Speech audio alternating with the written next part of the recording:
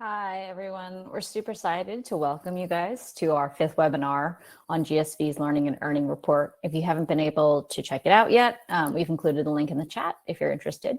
Also, before we kick off, I just want to call out that we have a comment section in the bottom, and we'll leave about 15 minutes at the end for audience Q&A. So please do contribute your questions and thoughts throughout the conversation. Okay. So today we're diving into the one of the most important fast-moving shifts in K-12, which is the rapid growth of school choice and the new wave of alternative learning models emerging alongside it. To put some data to this trend, according to the Public Microschool Playbook by Getting Smart Collective and Transcend, there were roughly 2 million students enrolled in microschools across the US, of which roughly 40% were previously attended public schools. In addition, over 1 million students in 2024 also participated in private school choice programs such as ESAs and school vouchers, contributing to a 4th consecutive year in private school growth. Finally, a layer of new technologies are really shifting the operational cost curves and ultimately making these new models and alternative forms of schooling possible. And we're seeing families clearly vote with their feet and looking for models which better fit their educational needs. So to explore this topic today, I'm joined by my co-host and partner / AI lead at GSV, Claire Zhao, and 2 amazing panelists. The first is George Philhower, Superintendent of Eastern Hancock Schools, as well as the founder and CEO of the Indiana Micro School Collaborative. And I'd also like to welcome Adam Peshek, VP of Stand Together, a philanthropic community that helps changemakers tackle society's biggest problems. And he's also a longtime advocate for education reform. So, hello, gentlemen, and welcome. Hi, thanks for having us. Yep. Awesome. Good to see you. So I want to kind of just level set and start with, what does school choice mean to you, and what are the types of innovation options you guys are seeing develop in this space? Adam, you want to go first? Sure, yeah. I usually, think about education choice really around, it's a pretty big tent, right? And so it's, anyone in the education choice community can be someone who's homeschooling their kid, someone who's enrolling their child in a private school, someone who's, crossing district boundaries to go to a public school of their choice. So, includes lots of things: private school choice, education savings accounts, public choice, charter schools, homeschooling, course choice, all of that kind of stuff. I think some of the biggest growth we're seeing in the sector, if you just look at as federal data and state data reports, usually around public, charter, private homeschooling is the one area where there's significant growth. Johns Hopkins just put out some research the other day that showed there's been about a 5% average rate of growth in homeschooling, which is, much higher than it was pre-pandemic.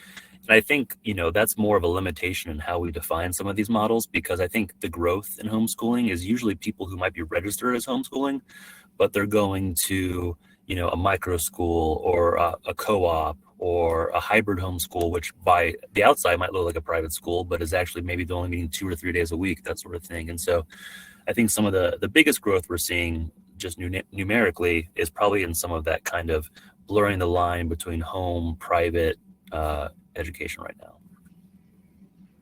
Yeah. For us at Eastern Hancock, we're a small, rural, traditional public school system. If anybody listening has ever driven from Indianapolis towards Ohio on Interstate 70, you can see our school from the interstate, but we're rural enough that you can't really get there from that same interstate. So it's that kind of place. 40% of our kids come from out of district. So in Indiana, we have pretty open rules for school transfers. So from a financial standpoint, we're very dependent on school choice. So like from the beginning, our district or my board, we can't say we're not fans of school choice, because we would not be the same school we are if we had, 40% fewer kids. And when that's the case, you pay very close attention when kids are leaving and to where are they going. And we just noticed over time exactly what Adam said, that there are more and more families choosing homeschool. And our response was to try to find a way to meet with those families, not necessarily to convince them to come back to our school, but to just learn, like, what were they looking for in their learning experience for their families. And we learned that certainly there are several that were looking to homeschool just because of all the benefits that come from that, the flexibility, the things that, they get to, do things with their family. But there was this other subset that didn't really want to homeschool. They just didn't want our school. And rural Indiana, homeschool was their only other option. So that led to some conversations amongst me and my board members about, well, what could we do to fill that gap in our community? And so that's where the Indiana Microschool Collaborative came from. Was we decided to open a separate charter. So it's one charter school for the entire state. And we've been given permission to open multiple learning sites. So you could think of each learning site as its own micro school around the state of Indiana. We've got one open right now, and we've got plans to launch others over the next several years, and have recently also engaged in conversations with people from other states that would like to figure out how they could be a part of the collaborative, because the beauty of a word collaborative is the more people that are putting their heads together to think about what could school be if you could literally do anything. It's could be pretty powerful. The interest in enrollment has been much higher than we anticipated. We had a very short enrollment period because the charter rules in Indiana are that if you have a higher capacity or a higher demand than capacity, you have to do a lottery. And I really wasn't interested in doing the lottery, especially since I was imagining that some of the families that engaged in those conversations with us for the year that we met every other week would be some in that lottery. And I hated the idea of the ones that helped us develop what we've got not getting in. So we only had a 4-day enrollment period, and we had 38 kids signed up within the first 24 hours. And we were unfortunately over that capacity by the end of those 4 days. So my board increased the capacity to 60, and we're currently sitting at 63 kids because we've got bylaws that allow siblings to join their siblings. So that's where the extra 3 came from. And then we are currently sitting at 32 kids on the wait list. So certainly lots of demand for something different. Yeah, it sounds like you all are I mean, the demand is there. And George, you mentioned, I think this kind of both push and pull attention. I mean, there are definitely people being pulled to school choice models, but then people being certainly pushed away from public systems or feeling like something is missing. For both of you, when you think about this broader system, like what do you see as the root drivers of this shift? Is it mainly academic quality, flexibility, customization, or just, distrust in traditional systems? It's probably a combination of a lot of these things, but I'm curious what you're seeing from the families that you're speaking to. Yeah, for us, I think it was certainly a combination of all of those things. When you think about a micro school, 60 kids is a pretty big micro school, but the way we've got it, we're on a campground that's like a kids summer camp that pretty much sits dormant for most of the school year, and so they were looking for some revenue. We have multiple buildings, so you could almost think of it as almost like 3 micro schools on one campus. And when you can structure that type of setting, it allows for communication and like personalization. Like it's just not possible in a traditional system. So an example is, we've got 40% of our kids coming from out of district, getting in our car rider line because we don't provide transportation out of district. So it's crazy. And because of that, we have to make a lot of decisions based on efficiency. Like it's literally not possible for those families to park their car, walk their kids in, and stay for a while. And families want that type of opportunity. So in our school, families can do that. They can park their car, walk in, hang out for a little bit, kind of be a part of the community themselves. We also, because of the way that a micro school is staffed, there are no employees that we have that are not student-facing employees. So that means when a parent reaches out with a question through our platform, it's not just one adult that they're waiting on to have a break to take a look at that. It's going into 4 or 5 different people's pockets, and they'll get a response pretty quick. So I think there's just structurally things that you're able to do in a micro school environment that are appealing to families. Yeah, we did research a few years ago asking that exact question. We partnered with the Clayton Christensen Institute and a firm called Rewired to do a jobs to be done study of both families and families who enrolled their kid in a micro school and teachers or educators who launched a micro school. And we found a few different reasons, but they all make intuitive sense. On the parent side, like one of the big jobs to be done was around like values and feeling like they're in more control of their child's education. So a lot of parents would enroll in a micro school because it matched their values, or they just felt like they were partnering with the school in a way that they had felt that was lost in their prior school. Another big one, which makes sense, is around like safety or the child in a bad situation, bullying, failing. They just needed a switch, and so they looked to a micro school to solve that problem. And the third thing for parents was really around wanting like a more holistic education, like a feeling that maybe it was too focused on standardized tests or a too narrow curriculum, and they wanted something that was a little bit more broad and holistic. And those were the three main reasons we found from parents. On the founder side, we found pretty similar, like an educator who felt they had a way of teaching that they were passionate about, but they couldn't do in the school they were at. Maybe they were passionate about Montessori or project-based learning or something, but they had a belief that there was a different way that they could teach. And they went to a micro school as a path of least resistance to do that because they felt they couldn't do it in their current school. We had those who were interested in, a more whole child, thinking about beyond test scores. Maybe they were wanting something that's a little bit broader, so they focused on that. And then another one was just kind of the one that's probably talked about the most in culture, but we saw it existed, but it was smaller, which was like, hey, I see a gap in the market and I can fill it. There were some people who thought that way, but it was really the core was better educating kids through a way that I know how to do, and then really kind of creating a holistic or a different approach to education. I think we've heard a lot about, what are the things that are pushing people towards thinking about homeschooling, potential charter schools, going out of district.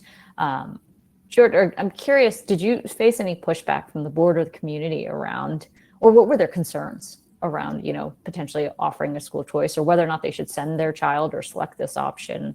I'm curious to kind of hear the other side. Yeah. So my board was incredibly supportive because we kind of did the learning piece together. So that's often the case, right? When somebody's in charge of the belief formation of the endeavor you're heading down, that they're interested. The fear from everybody is likely financial. Like, if the money follows the kid, how do we keep funding the things we're currently funding if enough kids leave? I think. So that was certainly a conversation at Eastern Hancock. We had 8 kids that were our students that left. However, when we looked at our data, we were losing about that many kids to either a homeschool or a virtual program that parents were doing as their homeschool for the last several years. So this provided a solution for those kids, that they were the same kids. I also think as I think about that, from a positive standpoint, it puts me in a leadership stance to be able to say, what could we do? Like, why are we coming up short, and what should we shift at Eastern Hancock to be the type of place that people are seeking, even more than the 40% that are coming here. And the idea of a micro school, like our vision statement, is that each kid should get to go to a school that feels like it was designed just for them, because it was. And the challenge with the traditional public school is that we typically don't think about it that way. We typically think about it like trying to be everything to everybody, which makes it really hard to be nimble enough. But I'm getting really curious about what it could look like in the big schools if you started thinking about them like a collection of a bunch of small schools. Like, what if you literally thought about your kids in such a detailed and individualistic way that we could literally design schools within schools that reflected the idea that each of those kids get to go to the school it feels like it was designed just for them. Financial is the biggest pushback that we get. And I think that would be the case in probably most public schools. Yeah.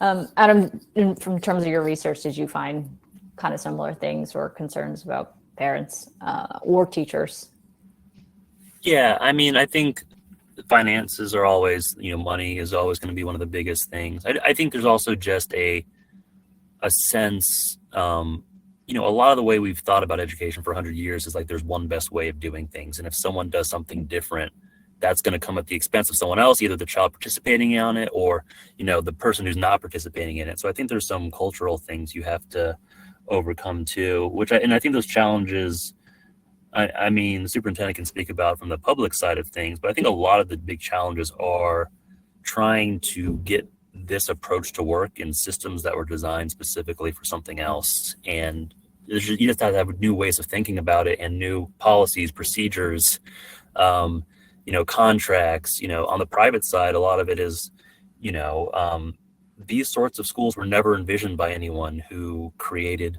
zoning or accreditation or any of these structures. And so they're usually built for like schools that are meant to be large and grow, and where the goal is to have 1,000 kids school versus 100 kids school. And so, oftentimes you'll bump around things like zoning where, you might have a micro school that's located in a church, and on Sundays it's perfectly fine for 50 kids to be in there for a Sunday school. But on a Monday school, all of a sudden you have a different zoning because now you're a school and you have to have new fire code protections and exit signs. And so that's usually not how any of these things were designed. And so we often see a lot of founders or people that are engaging in this space having to deal, federal policy, state policy, but a lot of like local city ordinance policy as well, which is something that's probably a newer effect of the school choice world. I guess, go ahead, Claire. Oh, sorry. I guess I wanted to double down a little bit on just this kind of, tension between the existing choices and what's now available. And as families think about all these different options, I know, Adam, you've written a lot about the benefits of competition in the education system and how that is actually a really important part of change for the better. I'm curious to see what, especially in a time when people often view the education space as this zero-sum game. Are you seeing any results from, traditional schooling, from new schooling around this growing competition? And are you seeing any sort of reshaping of behavior even from existing schools from these new models? Yeah, I think competition's a bad word people hear. And a lot of times they'll hear it as like, a wrestling match where like 4 people enter the ring and only one emerges. And I think what the superintendent's describing is that like competition allows, variety and kind of a flourishing of options. And importantly, it lets people match what works for them. So I do think the sector gets stronger when we have kind of a mindset where people are weighing their options that are available to them, and they actively choose to be in the school that they're at, as opposed to just like being told which school to go to. And I think, what the superintendent was just describing is the exact thing that we would hope to see happen at scale, which is let's go out and talk to the parents who are leaving us. What can we do to change and provide new options for them to win them back? And that kind of mindset shift. The New York Times a few months ago did an article where they're describing in like choice-rich states, I think the focus was on Florida, they were having to do more proactive outreach, more marketing to families, hiring people to go out there and kind of make the case. And I think a lot of people kind of interpreted that as like a negative or a waste of money. Like, why are we having people have to go out there and do it? And to me, that's the feature, not the bug of this entire thing, is actually reaching out to them, seeing them as customers, seeing what you can shift your model 10% here, 10% there to attract them back. And that's kind of, when we talk about innovation, that's usually how innovation happens in practice. It's thousands of little micro experiments that, you look back 10, 20 years and you see, all that stuff ended up where we are today. So I think that's the main goal for all of this. And I think what the superintendent's describing as kind of a customer focus and finding ways to win them back or hear what they want is exactly what we would hope to see. I think one of the areas that you mentioned, big hope, is around the innovation experimentation, right? There's also questions about, with all this new models and all these kind of innovative approaches and then freedom to kind of structure the education to better cater or more fit the needs of a particular given individual, how do we ensure around accountability? Like, how do we ensure that all this innovation is actually translating to quality? Would love to hear, actually, George, specifically from you, from like, what are you guys specifically doing in your school district to kind of balance innovation and accountability and ensure that you're getting also the outcomes, academic outcomes, as well as, other societal outcomes from this innovation? Yeah, I think the word experiment always kind of gives me these like bristly, like, because when we do get pushback from people about any kind of change, it's usually like, why are you experimenting on my kids? And like my thought that I usually am pretty good at leaving in my thought bubble, because I don't think it would help, is that the truth is we're doing an experiment all the time, and like we know it's not working. Like we keep doing the same experiment over and over and over and expecting different results, and that's frustrating. And I think what Adam was talking about a little bit ago is we've got this fixed mindset in education that like there's only so much success to go around or good things at school. And so like some pushback we're going to get usually comes from the people that the current system is working. Like I know how to help my kid win at this system, and if we change the system so that more kids can win, there may not be enough of the good stuff left for me. So if I could change anything, it would be to get rid of that deficit mindset and start thinking about like what it could look like in a world of abundance. And I'm learning to think about accountability in different ways. So I think one, like the most thing that I'm accountable to is what Adam said about people voting with their feet. That, if we're not doing a good job, then families are not going to stay with us. And if we're truly doing a good job of involving families in the learning of their kids, if it's not going well, they're not staying. We would, if we didn't have our word of mouth marketing, which is pretty much all we've had so far, has given us our waiting list. So I feel pretty good about that. Having said that, we're a public charter, so we also are taking the state assessment. So we in Indiana, it's a through-year assessment. So we've already taken the first, benchmark for that. It's more of it's not necessarily for accountability. By the end of the year, it'll all stack up into an accountability system. So we'll have pretty good data.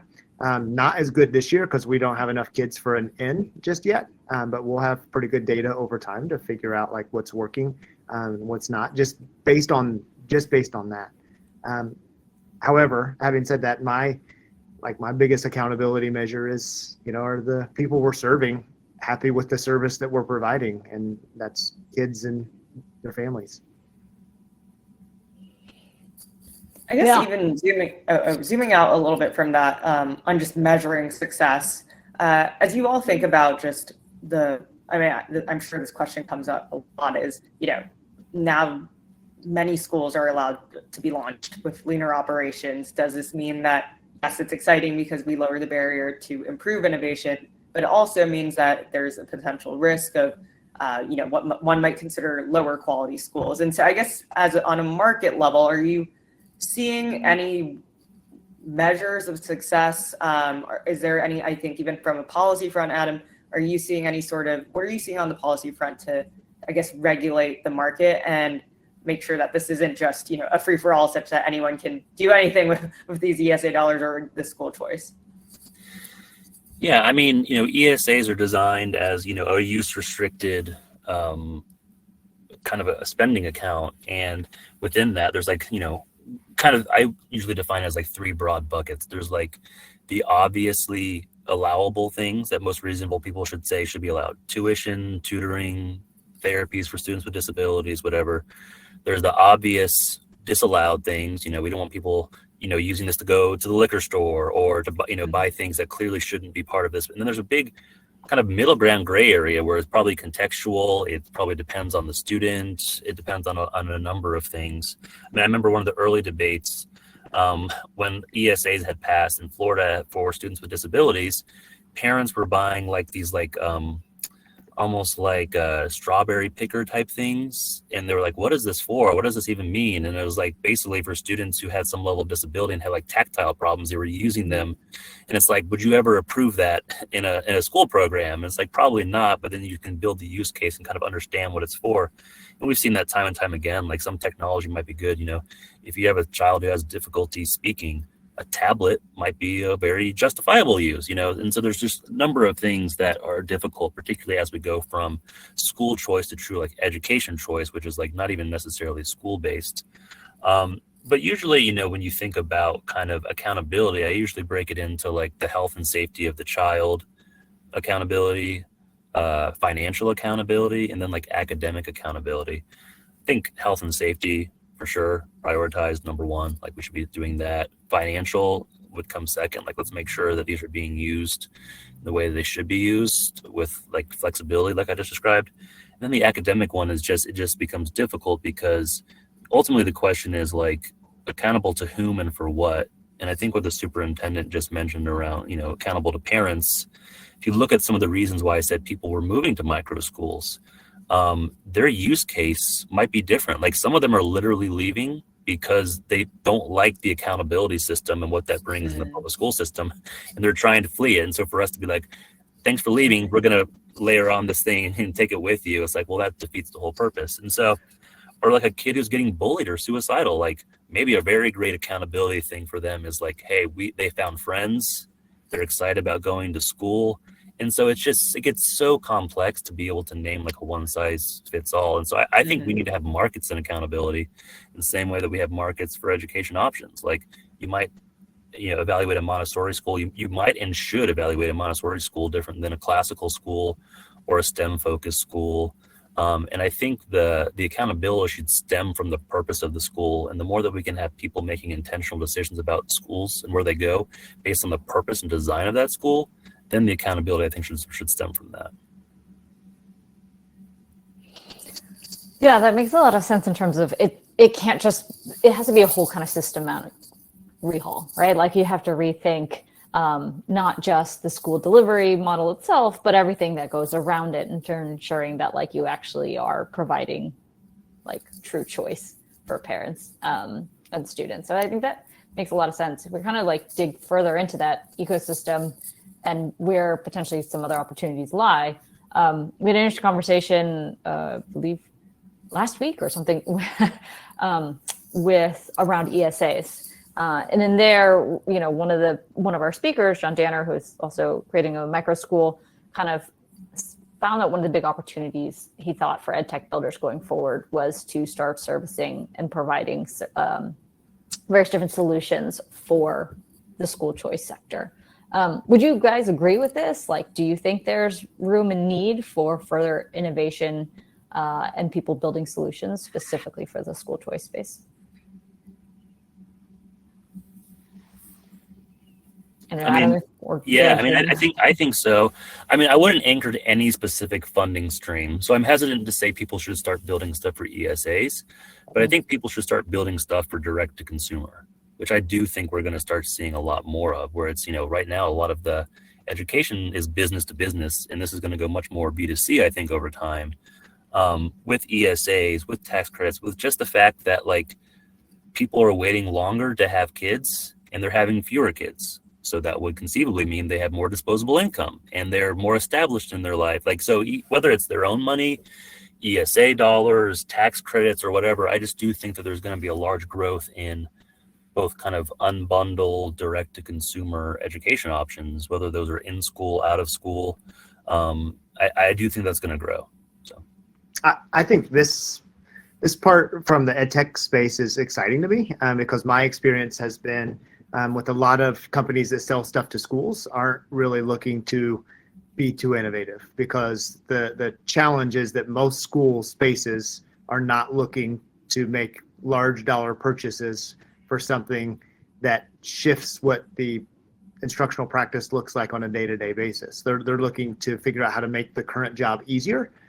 So when I'm having somebody talk to me about a new product, often I will say, yeah, this is awesome, but what would it look like if like each kid was working at their own pace, or like it individualized it for the kids? And usually the context is brought back to, yeah, well, within this traditional classroom, here's what this could look like to do what you said. And eventually the conversation always leads to, well, there's not very many people looking for something that's doing that. Like most people are wanting to purchase something that suits the 25 kids in a classroom sitting in 5 rows of 5. So I'm really hopeful that this movement will infuse some energy towards products that are more customizable and, individualized, that we've kind of been looking for a long time.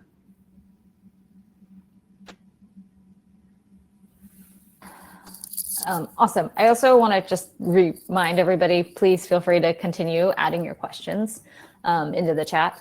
I do want to take some time to hit a few of the questions that we've received.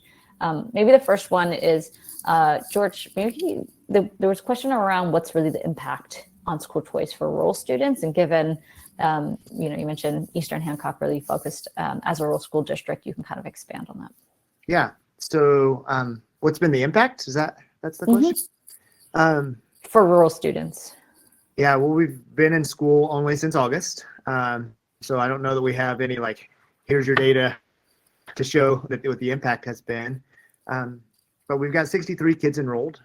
I frankly, I was anticipating a pretty hefty churn of students because 2/3 of them had not been in school before. They were coming from the homeschool world.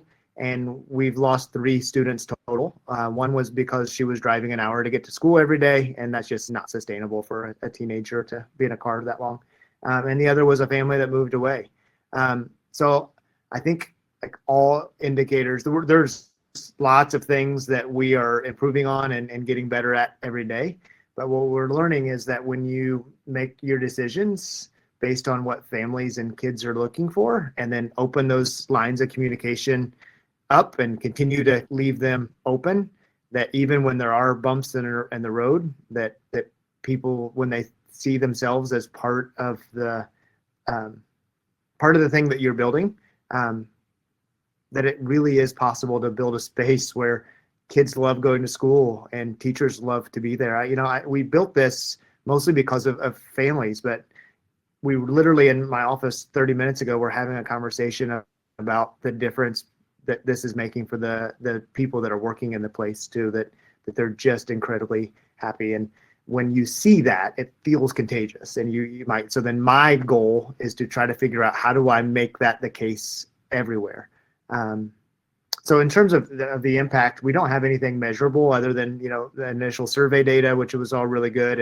And the fact that our churn is pretty much non-existent so far.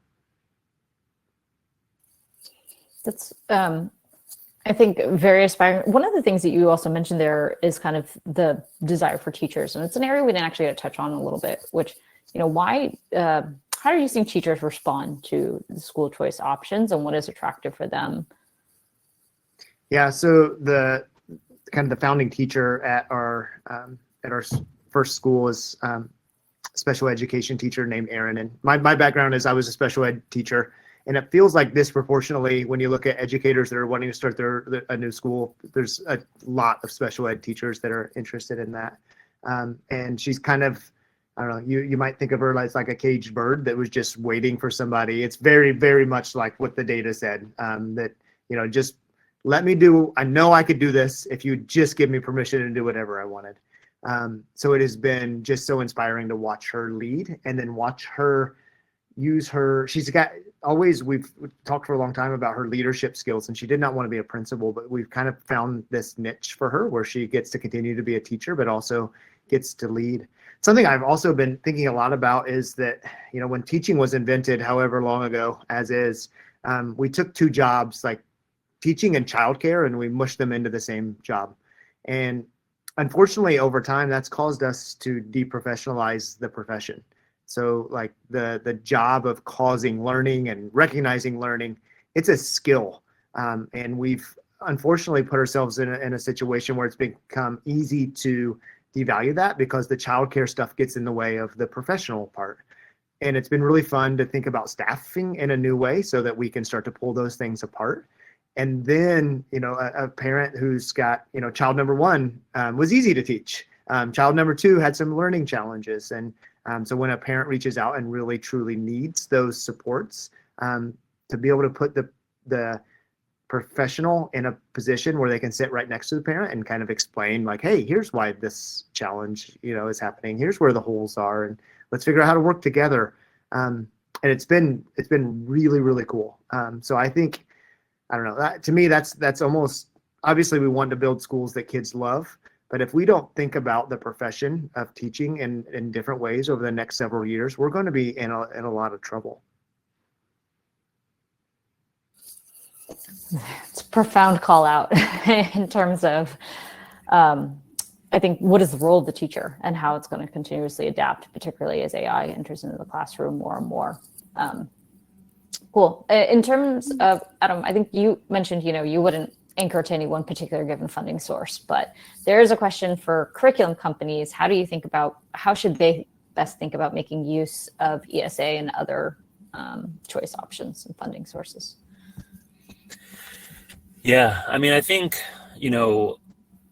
there's two ways to think about that. One is, how do you go from selling to school districts to selling to a much more decentralized set of schools? And, I think there's two ways to think about that. I think, like most innovations, you might want to think about building around a niche, let's build for classical schools, or let's build for like a certain type of school that have a similar use case and would probably have a lot of interest. So you're not designing for all of them, but you're designing for the specific. But then I also think the bigger question there is, how do you start to design stuff for direct to consumer? And that's going to be a big question, is how do you develop this? I mean, we've seen it a lot in early childhood, even like tutoring space, we see a lot of it. But what's it going to look like when, parents are fully unbundling and they want to take this from Zern and this from Khan, and like how do you actually think about that? And so I still think there's going to be a premium for a bundled option for families, and so it's not going to be so unbundled that I do think that families are going to be like, oh, I love Zern, but I don't like this. I think they are going to still have a preference for bundled. But bundling around common use cases, to me, is probably the area that I would start focusing on, Montessori, classical, whatever it is, and identifying the commonalities among the different kind of direct-to-consumer or direct-to-provider needs, and then start designing around that. I want to make sure we end on a positive question, but before we go into the last positive question, I did want to obviously, I think it is very clear that this movement, there are a lot of benefits to be had from this movement. But I guess with your hats on, and you all have this very unique window to the future, as you think about scaling all of this school choice, are there any concerns at all, for any sort of unintended consequences that we need to guard against? What is there a world where this turns out to be not so great, and if so, what are those things we just have to start thinking about today, or start building policies against? I'd be curious to hear what's top of mind for you all around just the potential negatives, as much as we know that there are a ton of positive clearly from this whole conversation. Yeah, I mean, I think there's always a maybe look at the current unbundling and rebundling of like cable television, right? Mm-hmm. Like there's pros and then there's cons. Like it's a pro, and then they start to become rebundled and become more expensive and less, and so I think there's certainly a risk of the unbundling and decentralization leading to kind of a few key things that are going to monopolize a lot of it, and then maybe we're worse off than we were before. So I think certainly ensuring that like the ability to bring things to market, to not have some of those like regulatory capture, regulatory moding kind of incentives that might happen in the market to happen, and really guarding against those, I would say, was a big thing we should look out for. Yeah, I didn't even think about the cable market is such an interesting analogy to think about. Yeah. George? I think, I don't know, when I think about unintended consequences, like that happens no matter what decision we make ever. So I don't think like fear of what could happen should never be a reason to not do something that could be good for kids, especially given that we've got lots of kids that the current system is not working for. But those unintended consequences probably need to be looked at as learning opportunities. And I think the answer is to not try to make a 30,000 kid decision, try to make a 35 kid decision, and do that slowly, and just make sure that it's working for each kid. And learn each step of the way. And I think that's the goal. When I think about our work and our hopes for the future, our vision it's big. Like we want to see a world where every kid gets to go to school. It feels like it was designed just for them. And we probably, our aspirations are not to achieve that by enrolling every single one of our kids into one of our schools. That's not the goal. The goal is to make a big enough splash that everybody around us doesn't have a choice, but to shift what their day-to-day practices look like so that kids get to feel that way in their own school so they don't have to look for something else. Adam, perhaps maybe on that note, would you want to expand on if you look forward, to 2050 and what were your aspirations for kind of school choice, either on the policy side or on what the movement ends up looking like? Yeah, very similar. I think, more pluralism, diversity. We want a world where every kid is, being educated to discover what they love and can build skills around how to do that to create value for others and contribute to society and kind of be leaning in to their communities. And so we think, we have I guess the antithesis of what we want is a continuation of the kind of one size fits all, or there's one best way to educate all kids tendency to much more of hey, this is about human development and it's deeply personal. And, some kids might have a bad year and they shouldn't be set back for their entire life because they went off track for a year. And this is part of, becoming an adult and human development. And so having more options that are available to meet kids, not only for kids' specific needs, but their specific needs at any given time in their life, which will change. And so, I use the example of the bullied kid. That bullied kid might be bullied for a year of their life and they need a situation to get out of it, but they're not going to be a bully kid forever. They just need an option to solve for that one thing at that one time. And the more that we can kind of create that optionality and move away from this zero sum to all boats rise when kids find their way into options that work best for them, I think that's where we want to go. I really appreciate this. I think when people talk about personalization, it's often on the micro level of what is that student learning today and how do we personalize it for their learning needs. And I think the perspective I'm hearing from both of you is actually it's really should be at the macro level as well, at the school level. Let's make sure that their holistic experience and what it means, not just from exactly what they're learning, but the environment which they're learning in and how that progresses over time is also personalized, which I think is a really interesting perspective on that. Cool. I think as we I really appreciate both of you guys joining today. I think there's a lot of kind of interesting things that we've touched on and heard about, particularly everything from making sure that that fixed mindset around what schooling is applied not just again at the classroom level, but at the school level, making sure that the innovation is happening not just how we structure these kind of alternative schooling models, but also potentially how we evaluate and hold them accountable so that, again, we're kind of moving all towards a greater form of personalization across learning. And I think that's a really different perspective on school choice that I appreciate you guys eliciting. Claire, do you want to, anything else that kind of were major takeaways for you today? No, this has just been, I think a very exciting conversation. I think, a lot of the conversation has been centered around, again, this kind of scarcity mindset of it's either or between traditional systems or this choice system. And I think it's very clear today that in the best interest of our kids and their futures, it really is this pluralistic future. And I'm excited for more options, more tech solutions to underpin and support school choice and more consumer-driven learning for more schools to, I think diversify their thinking around the space. And yeah, just generally excited about what the future holds. Thank you so much, Adam and George. We really appreciate you joining us again today. Thank you so much. Appreciate it.